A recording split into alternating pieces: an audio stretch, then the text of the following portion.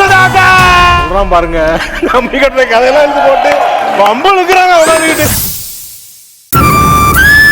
ஏய் ஹலோ, இந்தா என்ன பாக்குற? இத வாங்கிட்டு போயா, சர்வெண்ட் தானே. குமரா, உங்ககிட்ட சார்ஜர் இருக்கு? சார்ஜர்லாம் இல்ல.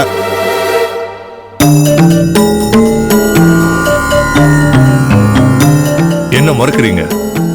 இந்த மாதிரி பெரிய இடத்து ஃபங்க்ஷனுக்குலாம் வரும்போது நல்லா ட்ரெஸ் பண்ணிட்டு வரணும், இல்லைன்னா இப்படித்தான் நினைப்பாங்க. சாரி ஏகாம்பரம், இவர் உங்க ரிலேட்டிவா? என்னப்பா?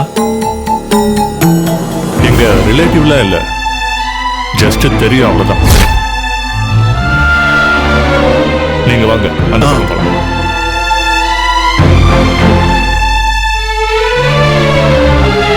அப்பா, என்னாச்சுப்பா இவங்களுக்கு? ஏன் அப்படி நடந்துக்கிறாங்க? இவங்களை சும்மாவே விடக்கூடாதுப்பா. என்ன பிரச்சனை கேட்டு இப்போ ஒரு முடிவு. இல்லடா, என்ன விடுங்க. ஏற்கனவே என் தம்பியால பட்ட அவமானம் போதும் கார்த்தி. இனிமேலும் என் பையனால நான் அவமானப்பட வேண்டாம். தயவு செஞ்சு நீ என் கூட வா. வா அப்பா, வா.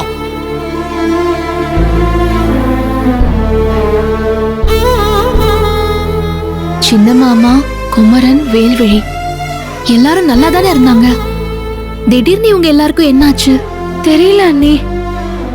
இல்ல, இதை எப்படியும் வளர விடக்கூடாது. நான் இப்பவே போய் மேகல் அத்தைய பார்த்து என்ன விஷயம்னு கேட்க போறேன். அண்ணி வேண்டாம் அண்ணி, இங்க நடக்கிறதெல்லாம் சொல்லி சித்தி கிட்ட கேட்டீங்கன்னா அது மனசு ரொம்ப கஷ்டப்படும் அண்ணி. நாம இங்க வந்ததே சித்திக்காக தானே, அதனால இன்னும் கொஞ்ச நேரம் இருந்துட்டு நாம போயிடலாம் அண்ணி. நாம யார் மனசையும் கஷ்டப்படுத்த வேண்டாம் அண்ணி. என்ன சொல்றீங்க? நீ சொல்றதும் சரிதான். இவங்க பண்றதெல்லாம் மேகல் அத்தைக்காக கண்டுக்காம கடந்து போக வேண்டியதுதான். யார் கூப்பிடுறா? பெரிய அண்ணா கூப்பிடுது. இந்தாங்க பேசுங்க. இல்ல ரேவதி, இப்ப நான் உங்க அண்ணன் கிட்ட பேசினா என்னையும் மீறி எமோஷனல் ஆகி இங்க நடக்கிற எல்லா விஷயத்தையும் அவர்கிட்ட சொல்லிடுவேன். அதுக்கப்புறம் உங்க அண்ணனால கோயில்ல பரிகார பூஜைய முழு மனசோட ஈடுபாட்டோட பண்ண முடியாம போயிடும். வேணாம், நான் அப்புறமா பேசிக்கிறேன். நீ அட்டன் பண்ணாம விட்டு அப்படியே. சரி அண்ணி. ஆதர, இந்த கல்யாணம் நீ பார்த்து வச்ச சம்பந்தம். இதுல உன்னால எந்த பிரச்சனையும் வந்துடக்கூடாது. நீ கொஞ்சம் பொறுமையாயிரு.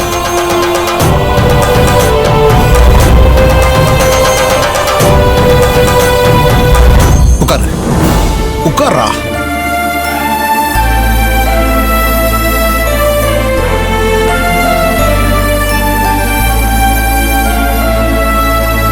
அப்பா, எனக்கு சத்தியமா எதுவுமே புரியலப்பா.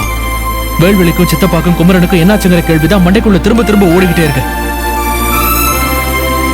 மனுஷங்க இவ்வளவு சீக்கிரத்துல மனசும் புத்தியும் மாறுவாங்களாப்பா? நான் கொஞ்சம் கூட இதை எதிர்பார்க்கவே இல்லப்பா. இதுக்கெல்லாம் பின்னாடி ஏதோ ஒரு காரணம் இருக்கும்பா. அது என்னன்னு உங்களுக்கு தெரியுமாப்பா?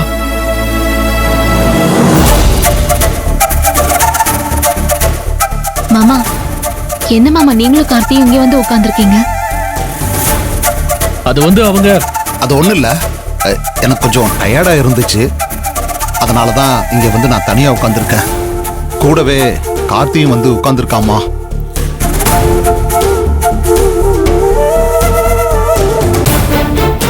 மாமா, நம்ம வேல்விழியோட கல்யாண ரிசப்ஷன் எவ்வளவு பிரம்மாண்டமா கிராண்டா நடக்குதுன்னு பாத்தீங்களா மாமா?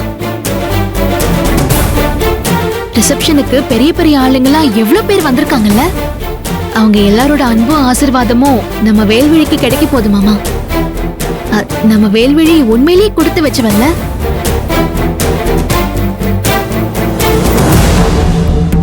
நம்ம வேல்விழிக்கு நாம யாருமே நினைச்சு பார்க்க முடியாத அளவுக்கு ஒரு வாழ்க்கை அமைய போகுது மாமா.